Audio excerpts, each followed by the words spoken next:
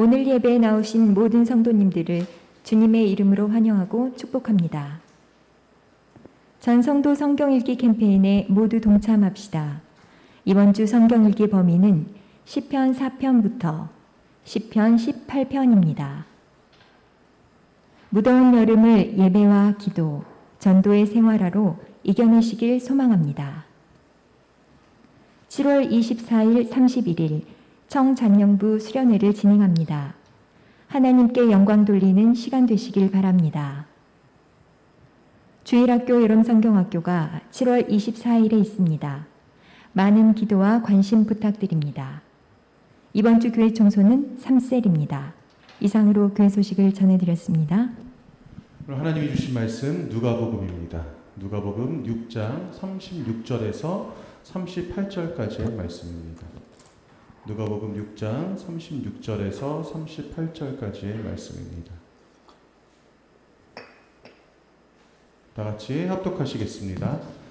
너희 아버지의 자비로우심 같이 너희도 자비로운 자가 되라. 비판하지 말라. 그리하면 너희가 비판을 받지 않을 것이요. 정죄하지 말라. 그리하면 너희가 정죄를 받지 않을 것이요. 용서하라. 그리하면 너희가 용서를 받을 것이요. 주라. 그리하면 너희에게 줄 것이니 곧 후이되어 누르고 흔들어 넘치도록 하여 너희에게 안겨주리라. 너희가 헤아리는 그 헤아림으로 너희도 헤아림을 도로 받을 것이니라. 아멘. 할렐루야. 이 세상에 태어나면서부터 관계 속에서 살아갑니다. 제일 먼저 누구하고 관계를 갖습니까? 엄마하고 관계를 갖죠. 그래서 엄마의 그 관계 속에서 아이들이 자라나고 있어요.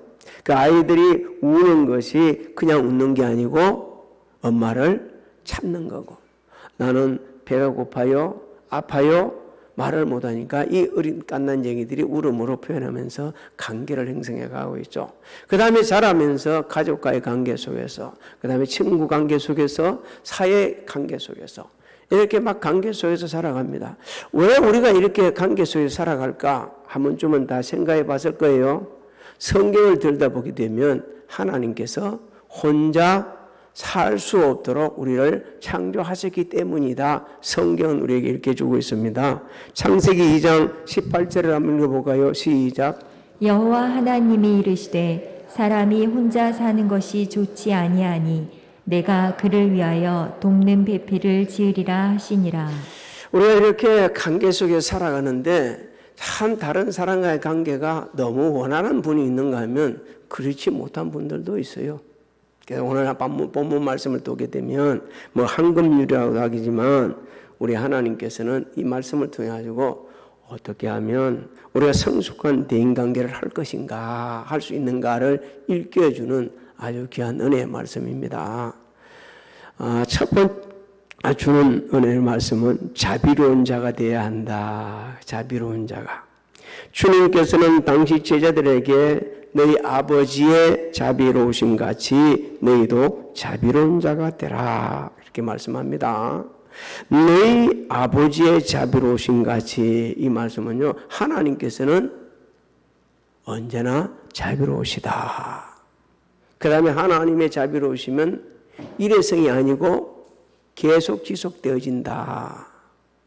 그래서 성도들은 이 하나님의 자비하심을 받아서 대인관계를 할 때 아주 성숙한 대인관계, 그리고 아름다운 관계 속에서 살아갈 수 있음을 일깨워 주시는 겁니다. 자, 하나님께서는 자비하심으로써 죄인들을 구원하시려고 독생자 예수 그리스도를 사람의 몸을 입히셔서 이 세상에 보내주셨어요. 그리고 우리 죄를 그렇게 전가시키셨어요. 뭐 우리가 그럴 만한 자격이 있어야 아니라 하나님의 자비입니다. 하나님의 은혜입니다. 그래서 우리 주님은 죽으시기까지 복종을 하시고 우리 죄를 대신 십자가에 돌아가셨습니다. 그러면서 우리 하나님과 우리 사이에 있던 죄의 담을 헐어주시고 관계를 회복시켜 주셨습니다. 평화의 관계를 회복시켜 주셨어요. 그래서 주님의 이 말씀을 우리가 잘 들어보고 주님이 하신 그 사역들을 보면 우리가 다른 사람과 이 자비를 자가 되어서 단계 성숙한 대응을 하려고 그러면 우리에게 뭐가 있어야 된다고요? 희생이 있어야 돼, 희생. 반드시 우리의 희생이 따르게 된다. 자, 우선 그러면 하나님께서 항상 자비하셔서 우리에게 불쌍히 여기시고 또 우리가 잘못하는데도 불구하고 오래 일절 참아주시거든요. 그래가지고 우리에게 새 사람 되게, 되게해서 또 새롭게 회복되게 이 은혜를 베풀어 주시고 있습니다. 자, 그렇다면 그 사실을 사도 바울은 어떻게 선포하고 있는지 우리 한번 들어봅시다. 디모데전서 1장 15절로 16절을 같이 읽습니다. 시작. 빛보다 모든 사람이 받을 만한 이 말이여 그리스도 예수께서 죄인을 구원하시려고 세상에 임하셨다 하였도다. 죄인 중에 내가 괴순이라.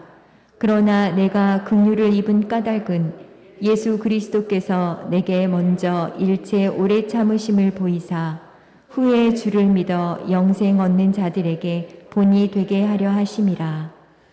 자, 저 말씀 속으로 좀 생각해 봅시다. 우리가 항상 하나님 말씀 듣지 않냐? 그렇지 못하거든요. 항상 사람들 관계 속에서 바르게 하냐? 그렇지 못하거든요. 그런데 하나님께서 우리가 잘못된 것에도 불구하고 불쌍히 여기서 오랫동안 참아주십니다. 그 참으심으로 인해 가지고 우리는 다시 회복되어 줄 수 있는 기회가 있는 거예요. 왜? 하나님께서 자비하셔서 넉넉하게 기다려 주십니다. 우리가 하나님의 이 자비하심을 이제 마음에 새게 되지면 우리도 다른 사람에게 그렇게 하거든요.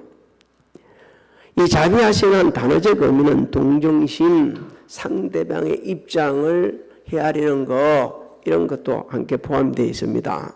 자, 우리가 인간관계를 할 때 말이요, 항상 마음에 들고 좋은 사람이 있는 게 아니요. 우리를 괴롭히고 힘들게 하고 여러 가지로 어렵게 하는 분들도 있거든요.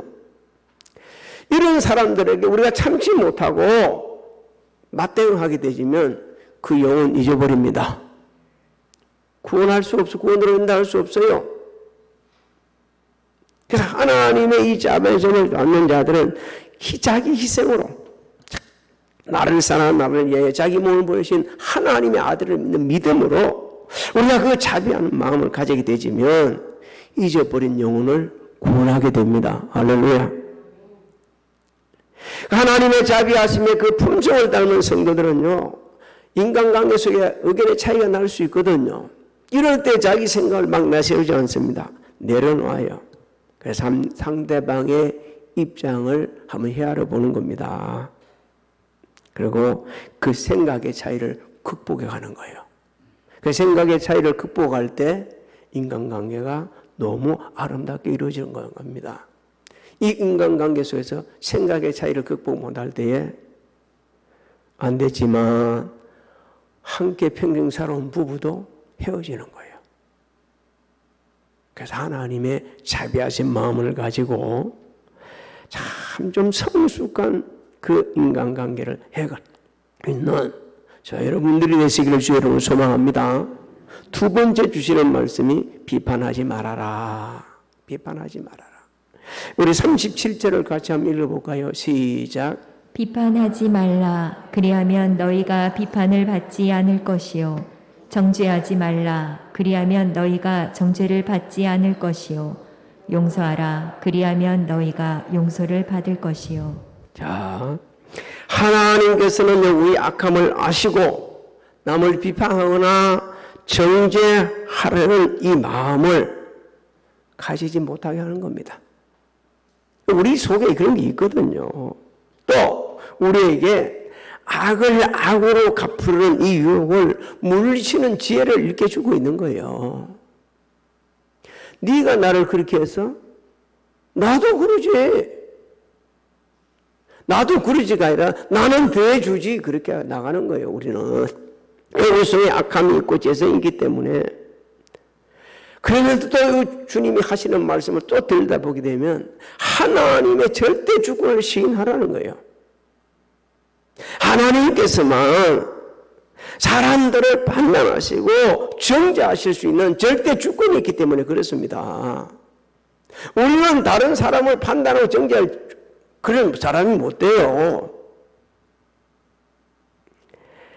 그래서 주님은 오늘 우리에게 말씀합니다.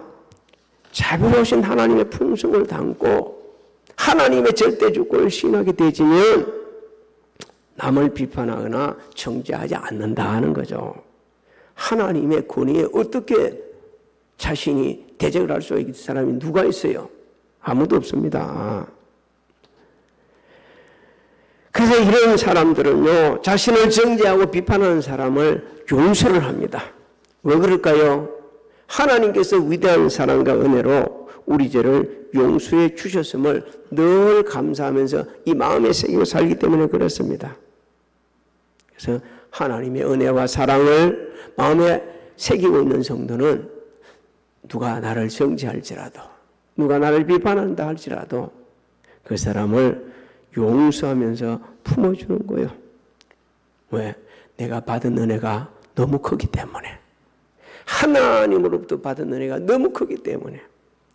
그 한 부분을 좀 우리 봅니다. 로마서 6장 20절, 22절로 23절 같이 읽습니다. 시작.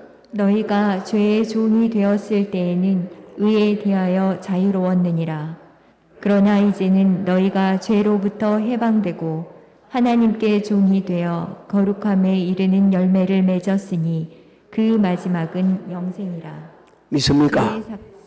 네, 계속 읽어봅니다. 죄의 삭선 사망이요 하나님의 은사는 그리스도 예수 우리 주 안에 있는 영생이니라. 확신하십니까? 이런 은혜를 받을 수 없는데도 받은 우리는 사람을 정죄하고 사람을 비판할 사람들이 아니요. 그저 감사할 뿐이요. 자, 이 비판은요, 상대방의 잘못한 것을 크게 학대시키가는 거예요. 자꾸 부풀려가는 거예요. 누가 이렇고 뭐가 갖고 어떻게 이렇게 부풀려가는 거예요. 정죄는요, 그 사람 진짜 악한 사람이야 이렇게 하면서 계속 아주 악한 이 몰아가는 겁니다. 그 잘못을 크게 부풀리고 악한 사람이라고 이렇게 몰아가는 게 얼마나 큰 죄인지 주님께서 말씀하셨죠. 너는 왜 네 눈 속에 있는 뭘 못 보고?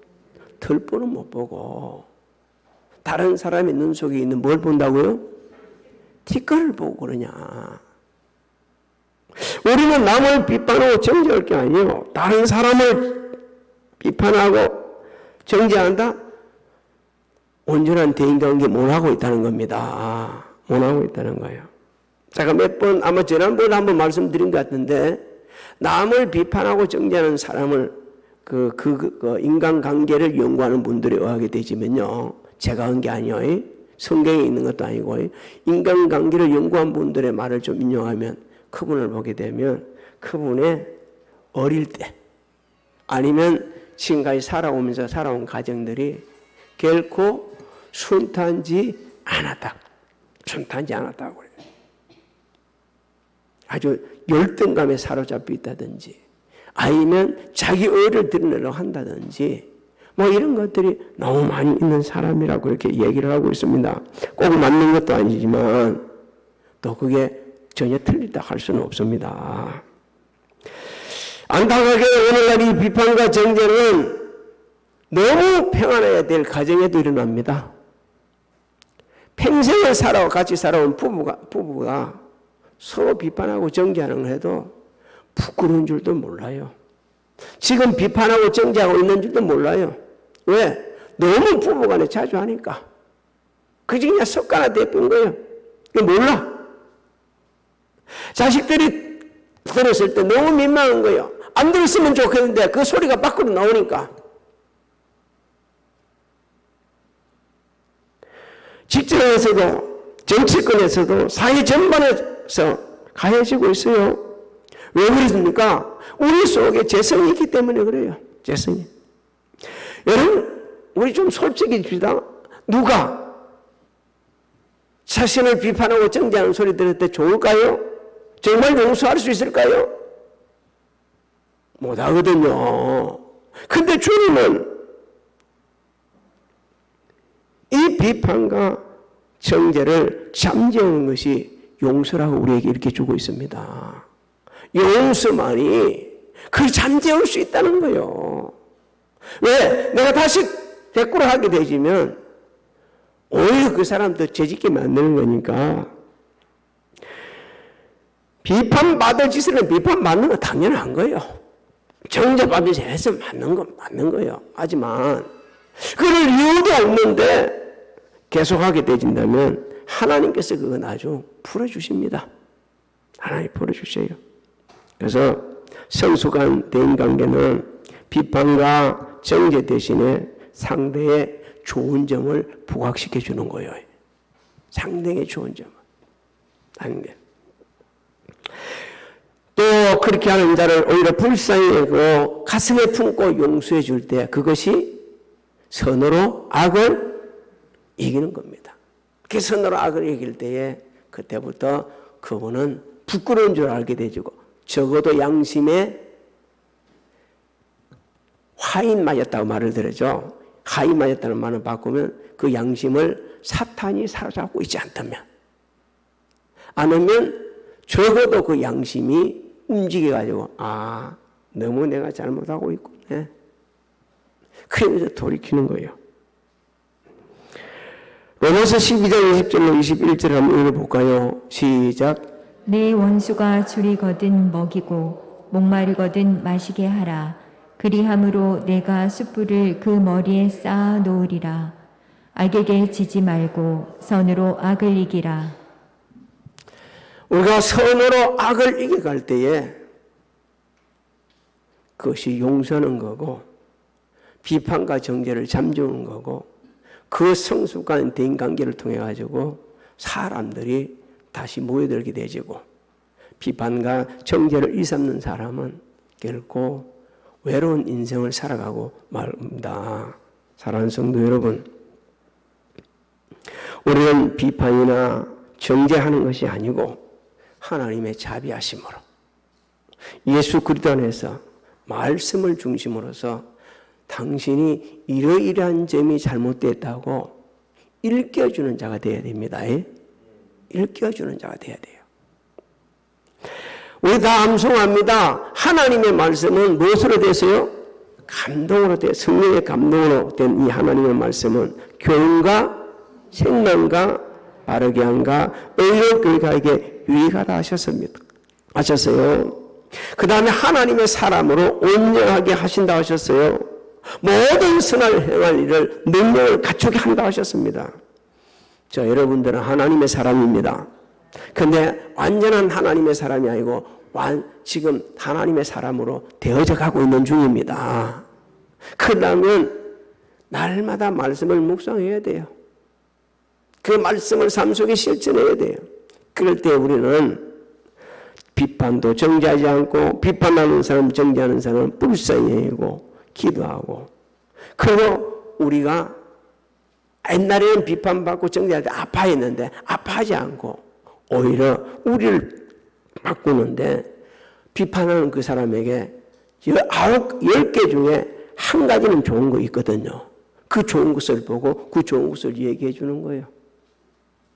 그렇게 되면 그는 반드시 그한테 들려지게 되어 있습니다. 그러면 하나님께서 감동시켜서 그도 변화시킬 수 있고 나도 살고 누구도 살고 지도 살고 우리 모두가 사는 아름다운 관계가 되는 겁니다. 포기하지 말아야 돼요. 저는 희한한 경험을 했어요. 하나님 앞에 기도를 했습니다. 버리지 마. 네가 끝까지 품고 가. 그래요. 그렇게 하죠.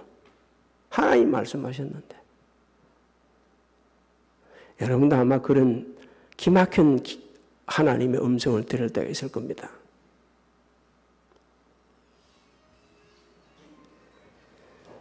우리는 그럴 때 하나님 말씀에 순종해야 되면 오늘따라 유로신이 벨이 많이 울리는데 이게 이제 요게 문화적인 이 여러 가지 혜택 때문에 오는 것들이에요. 그래도 제 말씀이 들리죠? 네, 들리면 괜찮아요. 한쪽으로는 떴고 한쪽으로 흘러버리세요. 혹시 지금 또, 누가 자꾸 그이냐? 그런 생각이 되면 그 자체도 안 되는 겁니다. 대인관계 안 되는 거예요. 울릴 수도 그렇다고 또 계속 울리도록 놔두면 안 돼요. 들어올 때는 반드시 어떻게 해요? 꺼야 된다. 이게 좋은 관계입니다. 세 번째 주는 말씀이 나누는 자다.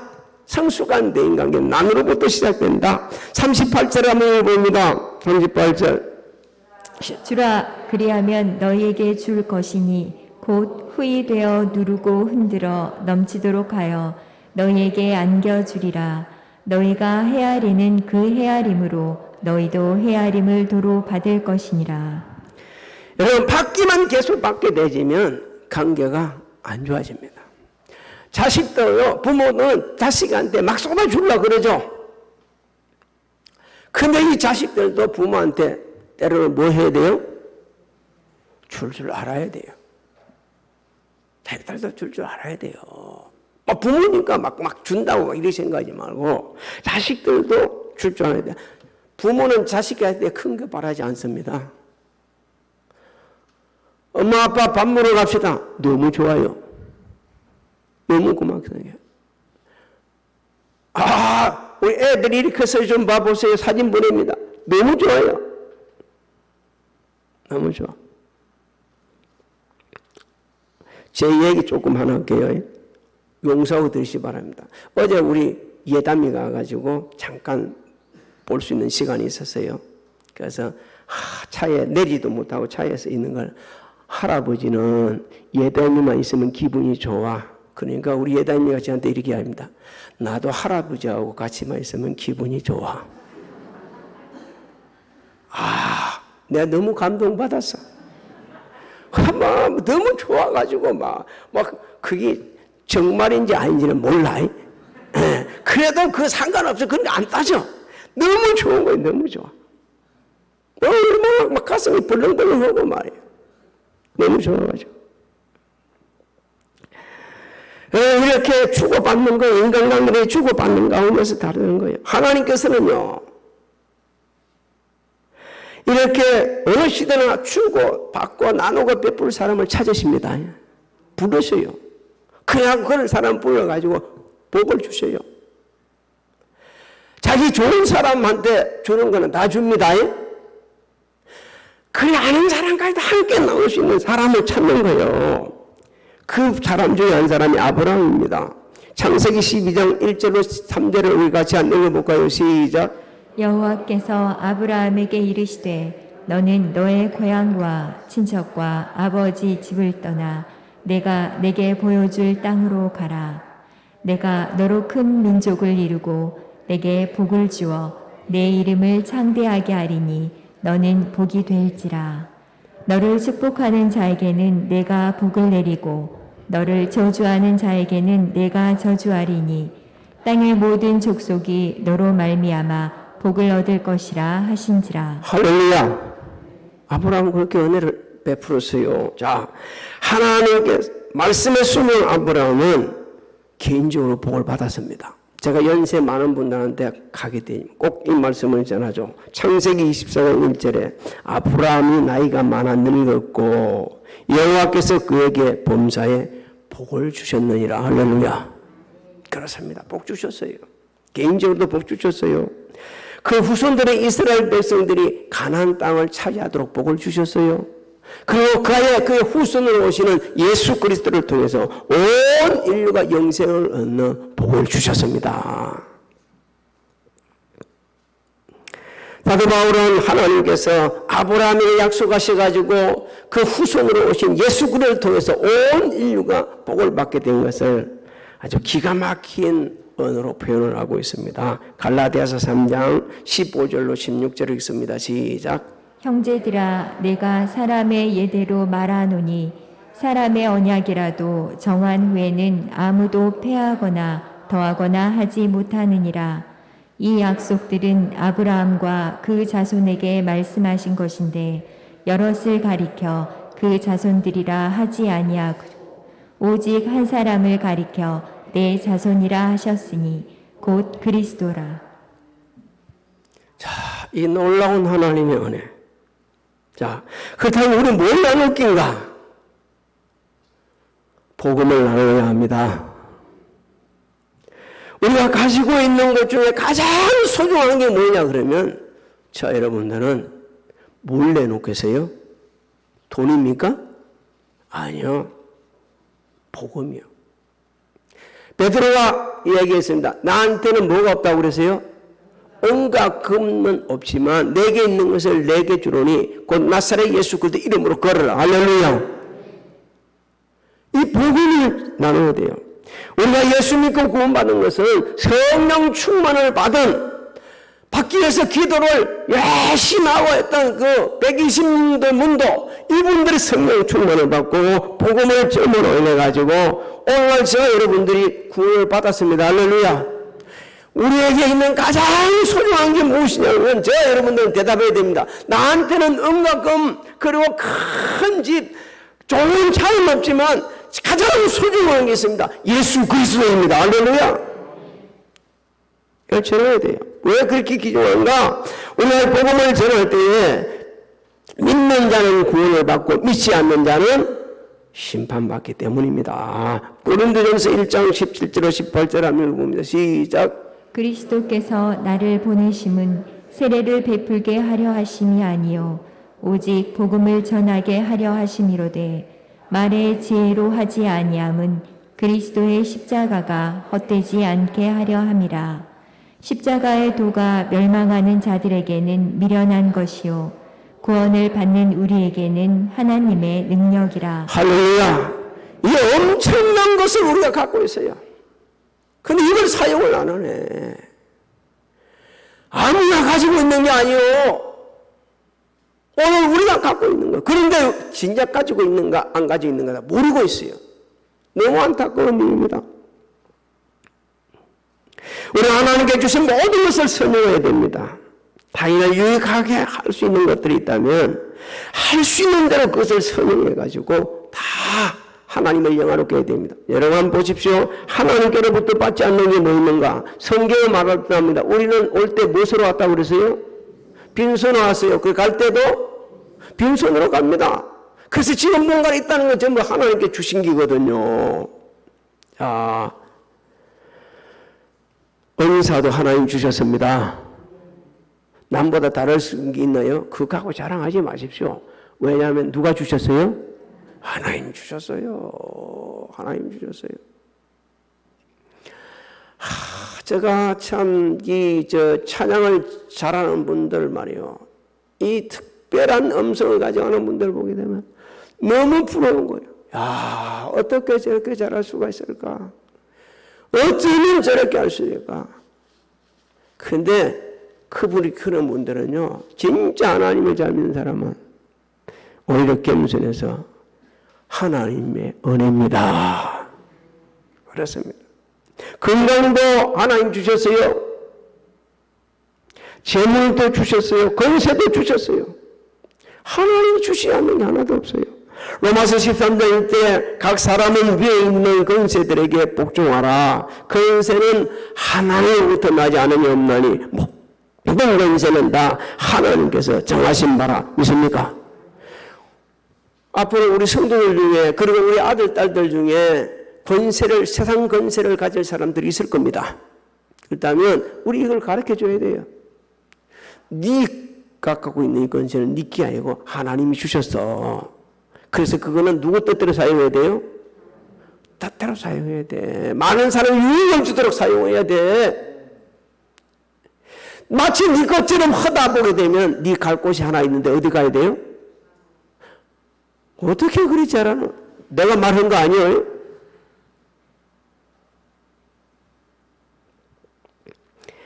하나님께서는 이런 나눌 때도 방법을 가르쳐 주셨습니다. 내가 이렇게 하면서 이렇게 나누라고 그럽니다. 다 오십시오. 이렇게 하지 말라고 그랬어요. 어떻게? 마태복음 6장 3절로 4절을 한번 읽어볼까요?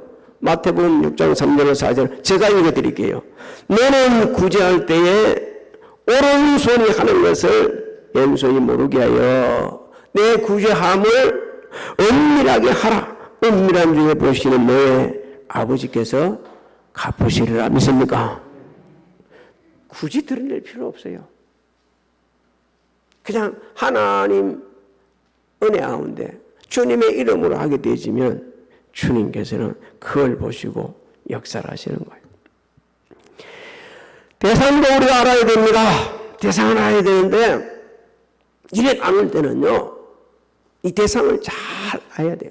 지금 우리나라 그 사회복지는 그렇게 막 지금 계속 이제 뭔가를 하려고 계속 그 비용이 많이 들어가고 있잖아요. 그래서 저는 조금 가지고 학교에서 공부를 했기 때문에 아주 요만큼 하는데 지금처럼 이렇게 하지 말고 좀 바꿔보는 것도 정책적으로 생산적인 복지가 돼요. 생산적인. 뭐냐 퍼주 삐면 안 되고 생산적인 복지가 돼야 되는데 이게 뭔가 좀 잘못되어 가는 것 같아요. 그런 게 있는데 자, 그럴 때에 우리가 성경은 분명히 가르쳐 주셨거든요. 어떤 사람을 해야 되냐, 어떻게 해야 되느냐. 근데 제일 먼저 성경은 형제 자매든 성도들끼리 먼저 나눌 수 있어야 된다. 갈라디아서 6장 10절에 그러므로 우리는 기회 있는 대로 모든 이에게 착한 일을 하되 더욱 믿음의 가정들에게 할지니라. 믿음의 가정들. 그걸 가장 잘하는 교회가 초대교회입니다. 초대교회는 성도들의 나눔으로 수많은 사람들이 말이요, 그 위기를 극복해서 알고 유대인의 핍박도 이기게 되었고 구원받는 사람이 날마다 되죠. 놀라운 축복이 일어납니다. 주변 사람들로부터 칭찬을 받았어요. 사도행전 2장 44절로 47절을 우리 같이 읽습니다. 시작. 믿는 사람이 다 함께 있어 모든 물건을 서로 통용하고 또 재산과 소유를 팔아 각 사람의 필요를 따라 나눠주며 날마다 마음을 같이하여 성전에 모이기를 힘쓰고 집에서 떡을 떼며 기쁨과 순전한 마음으로 음식을 먹고 하나님을 찬미하며 또 온 백성에게 칭송을 받으니 주께서 구원받는 사람을 날마다 더하게 하시니라. 할렐루야. 사랑하는 성도 여러분, 우리는 이 세상에 사는 동안 하나님의 창조 질서에 따라서 많은 사람과 다양한 관계 속에서 살아갈 수밖에 없습니다. 다른 사람과 나는 관계 안 하고 나만 살겠다 뭉 걸어 잠고 혼자 살게 되면 그 사람은 얼마 가지 못해서 죽거나 이상한 짓을 하게 되고 제일 좋지 않는 병 중에 하나인 우울증에 걸리게 되어 있습니다. 여러분, 창조 질서를 거스러 가지고 제대로 된 게 하나도 없어요. 인간관계도 창조 질서 안에 있습니다. 그래서 우리는 오늘 주신 말씀대로 하나님의 자비하심의 마음을 닮아야 합니다. 비판하고 정죄하지 하려고 하지 말고 순전한 마음으로 오히려 다른 사람을 세워주면서 나누고 베푸는 이 성숙한 인간관계를 맺어가야 됩니다. 내 좋은 사람만 계속 함께 하다 보면 고립된 인생을 살게 되지고 결국은 그 좋은 사람도 결국은 인간이기 때문에 틀어질 수가 있어요. 그러면 갈 데도 없어요. 올 데도 없어요. 인간관계가 좋다는 것은 그 사람이 좋다는 거예요. 처세술이 아니고 있는 순수한 그대로. 네, 순수한 그대로. 우리 지금도 그렇게 살지만 우리 어려운 시기에 수박 한 통을 다 삼을 수도 없는 때가 있었거든요. 그러면 우리 백영환 집사님이 하나님 나라가 있으니까 하는 거예요. 백영환 집사님이 좋은 수박도 아니요. 네. 그렇게 이 수박을 까오면서 이걸 가지고 반을 잘라가서 와가지고 이걸 가지고 함께 나눠 먹는 거예요.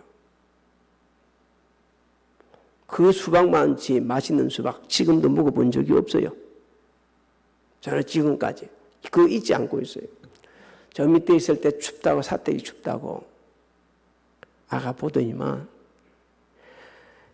뒤에 막 가가지고 좀 덜 춥게 한다 하고 판넬 그 옆에 싹 이렇게 쳐주는 거예요. 참 좋았던 것 같아요, 그 집이. 아마 우리 백관 집사님은 뭐 좀 빨리 하나님 나라가 하나님 부르셔서 가셔서 평안하게 살겠지만 뭐 막 하얀 반찬도 가져오고 이것도 가져오고 우리 해가지고 막 우리나라 여기 반찬 많은 묵은 사람 많을 거요. 아는 것처럼 안 묵은 사람은 고개 까딱하네. 이렇게 나누는데 힘을 쓰고 살았어요. 그렇게 살라고 살았어요. 우리 가진 것 별로 없지만 지금도 우리 교회는 아름다운 주 안에서 관계로 세워져가는 가족 같은 교회입니다. 혹여 마음에 별로 와닿지 않는 그런 사람이 있다 할지라도 오늘 주님께서 우리 주신 말씀을 가지고서 삶 속에서 하나님의 자비하심을 드러내시고 순전한 마음으로 나누고 성숙한 인간관계로서 은혜로 영향도 끼치고 저와 여러분들이 더 행복해지시기를 주의 이름으로 축복합니다. 축복합니다. 하나님께서 이 세상에 머물게 하는 순간까지 살 수밖에 없는 약간 존재임을 고백합니다. 하나님의 거룩한 뜻대로 살아도 시간이 모자랄 판에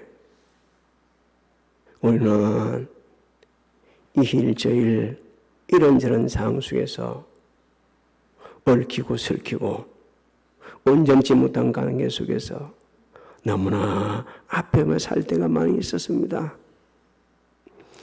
미련하고 우둔한 이 종을 사랑하는 우리 성도들을 불쌍히 여겨주셔서 남아있는 인생 여정은 하나님의 자비로우신 품성을 담고 비판 대신에 청재 대신에 칭찬하고 격려하고 세워주고 손을 움켜쥐지 말고 펴서 나누는 사람 되어서 성숙한 인간관계로 하나님을 영화롭게 하고 모두가 더 행복해질 수 있도록 은혜 베풀어 주시옵소서. 지금은 우리 주 예수 그리스도의 은혜와 하나님 아버지의 만극하신 사랑하신가 성령님의 감화감동 교통의 역사하심이 가정에서 성전에서 직장에서 각자 위치에서 예배드린 우리 사랑하는 성도들 머리 위에와 가정, 직장, 사업장, 자녀들, 지나가는 인들 위에 지금으로부터 영원토록 함께 하실지어다.